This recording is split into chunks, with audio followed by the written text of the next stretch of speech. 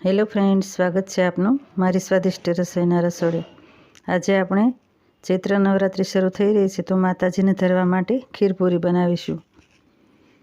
તો અહીં અમે એક ખાનાવાળા કુકરમાં એક ખાનામાં ભાત અને એક ખાનામાં બટેટા બાફી લીધા છે। હવે આપણે એક વાસણમાં દૂધ ગરમ કરવા મૂકીશું। ત્યારબાદ આપણે એમાં તૈયાર થયેલા ભાત ઉમેરીશું। અહીંયા મેં ભાત બનાવતી વખતે 1/2 લીટર દૂધ એમાં ઉમેર્યું હતું, જેથી દૂધની સુગંધ અને સ્વાદ બંને ભાતમાં સરસ રીતે બેસી જાય અને ખીર બનતા બહુ વાર ન લાગે। તો અહીંયા મેં 1.5 કપ જેટલા જીરાસર ચોખા લીધા હતા, જે એકદમ લચકાદાર ખીર બને છે એની।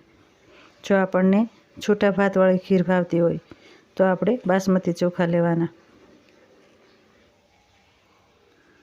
હવે આપણે એમાં 10 મિનિટ જેટલું એને થવા દઈશું। ત્યારબાદ આપણે એમાં ખાંડ ઉમેરીશું। અહીંયા મેં 250 ગ્રામ જેટલી ખાંડ લીધી છે। આપણને જેટલું ગળ્યું ફાવતું હોય એટલી ખાંડ લઈ શકાય। અહીંયા આપણે ખાંડને બદલે સાકર પણ લઈ શકીએ। તો ખીર આપણી તૈયાર થવા આવી છે, જેને આપણે નીચે ઉતારી અને એક મોટા વાસણમાં ઠંડુ અથવા તો બરફનું પાણી લઈ અને એની અંદર આ તપેલી રાખી દઈશું, જેથી ખીર જલ્દીથી ઠરી જાય। ત્યારબાદ આપણે બટેટા ત્યાં સુધીમાં બટેટા ફોલી અને સમારી લઈશું। અહીંયા મેં ખીરમાં એલચી પાવડર ઉમેર્યો છે। જો આપણને પસંદ હોય તો જાયફળ પણ ઉમેરી શકાય। હવે આપણે એક વાસણમાં તેલ લઈશું।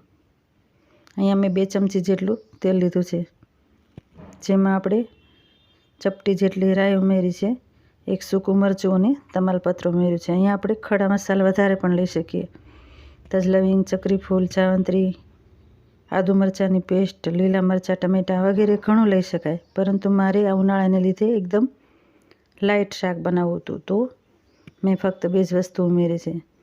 ત્યારબાદ આપણે એમાં હિંગ અને હળદર અને લાલ મરચું પાવડર ઉમેરીશું। તેલમાં આ બંને વસ્તુ ઉમેરવાથી શાકનો કલર એકદમ સરસ આવે। તો અહીંયા મેં થોડા મીઠા લીમડાના પાન પણ ઉમેર્યા છે। હવે આ શાક આપણે પાણી વઘારી અને બનાવવાનું છે। બટેટા ખૂબ ચડેલા હોય તો એ બટેટા વઘારવાથી ભાંગી જાય, તો બાફેલા બટેટાનું શાક મોટે ભાગે પાણી વઘારીને બનતું હોય છે। તો આ પાણી આપણે ઉમેર્યું છે। આપણે જેટલું રસાદાર બનાવવું હોય એટલું પાણી ઉમેરવાનું છે। હવે આપણે બાકીના મસાલા કરીશું। તો અહીંયા સ્વાદ પ્રમાણે મીઠું અને ધાણા જીરું ઉમેર્યા છે। હવે આપણે બટેટા સમારીને રાખ્યા હતા એ ઉમેરીશું।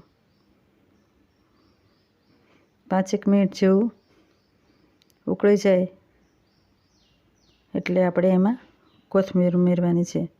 હવે આપણે શાકને બીજા ગેસ પર લઈ લઈશું અને અહીંયા આપણે તેલ ગરમ કરવા રાખી દઈશું।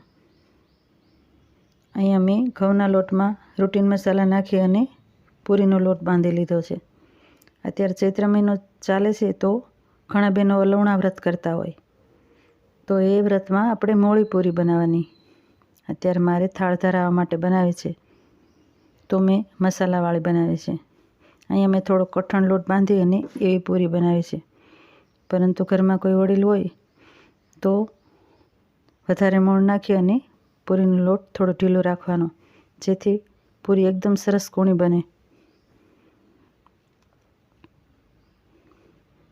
હવે આપણે આવી રીતના બધી જ પૂરી બનાવી લઈશું। શાક પણ ઉકળી ગયું છે અને ખીર પણ આપણી ઠંડી થઈ ગઈ છે।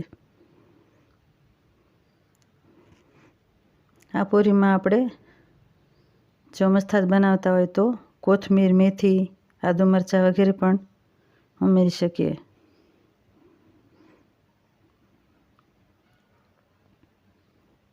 પહેલો દિવસ નવરાત્રિનો હોય ત્યારે મોટે ભાગે આપણે લાપસી ધરાવતા હોઈએ છીએ, પરંતુ આજે મેં આ ખીર પૂરી બનાવ્યા છે।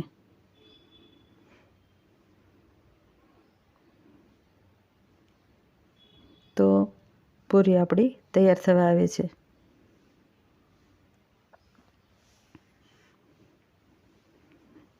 હવે આપણે માતાજીને ધરવા માટે થાળ તૈયાર કરીશું. અહીં અમે પાપડ પણ તળી લીધા છે.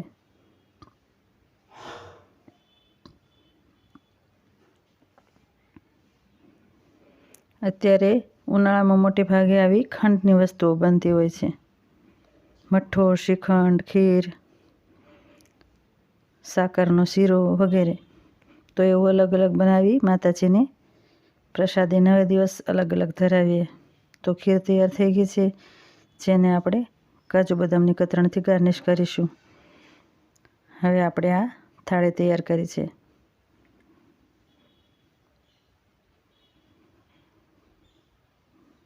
ખીર, પૂરી અને શાક અને પાપડ પણ.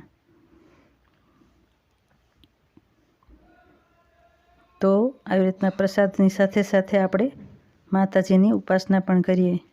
ચૈત્ર નવરાત્રિ એટલે માતાજીની ઉપાસના માટેનો શ્રેષ્ઠ સમય.